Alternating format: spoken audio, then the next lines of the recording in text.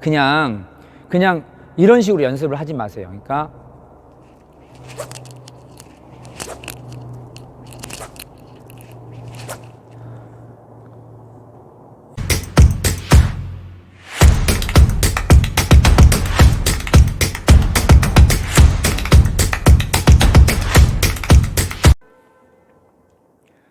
안녕하세요. 빈턴 닥터 이사부입니다. 오늘 영상은 배드민턴의 실력을 늘리기 위해서 어떻게 해야 될지에 대해서 말씀을 드리려고 해요. 보통 이제 레슨 받으실 거고, 코로나 때문에 레슨을 또 혹시 못 받는다 하더라도 실력을 늘리기 위한 여러 가지 방법들을 아마 생각하실 텐데요. 연습을 하실 때 이 정도는 꼭 해주셨으면 좋겠다라는 게 있어서 그거에 대해서 한번 말씀을 드리려고 합니다. 사실 초보 시절에 밑으로 오는 공들을 받는 것이 많지 않아요. 대부분 위쪽으로 오는 공을 많이 받기 때문에 아무래도 초보 시절에 클리어에 대한 부분, 그 다음에 스매시에 대한 부분들이 조금 더 와닿을 거라고 저는 생각을 합니다. 그렇다면 머리 위에서 치는 이 스트로크들을 오버헤드 스트로크라고 하는데, 이 오버헤드 스트로크에서 스윙 연습을 어떻게 할 것이냐, 레슨을 받고 있지만, 그러니까 레슨은 수업이기 때문에 코치님이 어쨌든 알려주시는 거잖아요. 그러면 잘 배웠어요. 배우고 나면 결국에는 우리가 학교를 다니더라도 자기가 스스로 공부를 해야 하잖아요. 뭐 자율학습 때 해야 되고 도서관도 가야 되고 이런 부분들이 있겠죠. 그러면 우리가 연습을 해야 되는데, 레슨자들께서 연습하시는 모습을 보면 이런 부분도 꼭 말씀을 드려야겠다라는 것들이 좀 있거든요. 그래서 그거 한번 말씀드리려고 합니다. 제가 이거를 하나 들고 나왔어요. 얘는 제가 몇 년 전에 요 제품의 모델을 한 적이 있어요. 그래서 그 인연으로 제가 이 제품을 알게 됐는데, 이게 임팩트 스윙기라고 얘기하는 거고, 얘는 뭐 이렇게 생겼습니다. 그런데 오늘 이거를 리뷰하려고 하는 건 아니고요. 이건 리뷰가 필요하다면 나중에 제가 한번 올려드리기로 하고, 오늘은 이걸 통해서 오버헤드 스트로크에서 타점과 스윙의 가속도, 스윙의 스피드에 대한 부분을 한번 설명을 드리려고 합니다.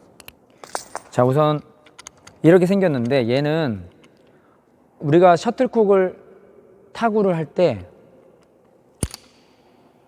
임팩트 순간, 그러니까 타점과 임팩트 순간에 힘이 딱 맞아지면 이렇게 소리가 나요. 스윙의 스피드를 가장 높이면서 스냅을 주면 이렇게 소리가 나고, 그냥 이렇게 휘두르면 소리가 약하거나 거의 나지 않고요. 이렇게 휘둘러도 이런 식으로 나는 것을 스냅을 주면 이런 식으로 소리가 나거든요. 그래서 연습을 도와주는 도구인데, 이것으로 제가 한번 설명을 드리려고 해요. 우리가 오버헤드 스트로크에서 앞쪽에다가 스매싱 타점이 있다는 것들은 배드민턴을 조금 하셨던 분들은 다 알고 계신 거죠. 그래서 여기에 타점이 있다. 각자 신체 조건이나 상황에 맞춰서 타점이 이렇게 형성이 돼 있을 거예요. 어쨌든 스윙의 스피드를 극대화시키고 팔이 쭉 펴지는 상태에서 체중까지 실리면서 맞는 그 어디, 거기에 스매싱의 타점이 있을 거고요. 그 다음에 더 위쪽 영상에서 보시면 좀 더 뒤쪽에서 팔이 펴지려고 하는 순간, 그러니까 라켓의 면이 위를 바라보는 이 순간에 클리어의 타점이 있어서 셔틀콕이 위쪽으로 올라갈 수 있게끔 만들어주는 거. 뒤쪽에 있다. 위아래로 놓고 생각하지 마시고요. 앞쪽에 스매싱의 타점, 체중을 실을 수 있고, 그 다음에 뒤쪽에 클리어의 타점, 셔틀콕이 올라가는 각도를 만들 수 있고. 자, 그렇다면 타점에다가 임팩트, 그러니까 나의 체중과 스윙의 스피드와 그 모든 것이 걸려야 돼요. 스매싱이다 그러면 앞쪽에서 소리가 나게끔 연습을 하고, 클리어다 하면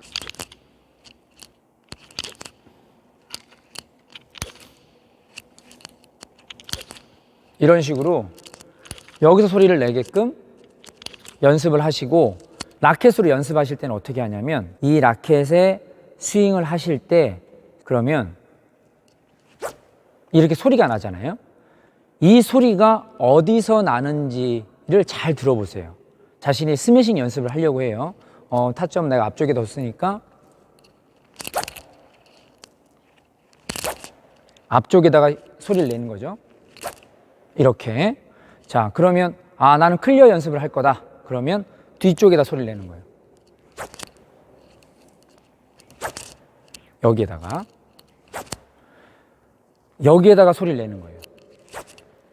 이 라켓의 헤드가 스윙이 될 때 스윙 스피드가 가장 빠른 구간에서 소리가 크게 날 것입니다. 그러면 그 스윙 스피드가 가장 빠른 구간, 소리가 나는 그 구간과 자신이 생각하는 타점이 정확하게 일치하면 그때 비로소 임팩트라는 게 생겨요. 임팩트. 내가 낼 수 있는 가장 큰 힘으로 셔틀콕이 타구될 수 있다라는 것이죠. 어차피 레슨을 받으셔도요, 혼자 연습하셔야 돼요. 그러면 혼자 연습하실 때 저는 이렇게 했으면 좋겠다라는 거예요. 스매싱이라고 하면 앞쪽에다가 좀 더 빠르게 스윙을 하려고 하시고, 그 다음에 클리어라고 하면 뒤쪽에서 소리가 나게끔 연습하는 거예요. 스매싱과 클리어에 대한 이 타점이 확실히 구분이 되니까요. 확실히 구별이 되기 때문에 여기에서 소리를 내고 여기서 소리를 내는 것으로 연습을 하시면 분명히 결과는 달라질 거예요. 그냥 이런 식으로 연습을 하지 마세요. 그러니까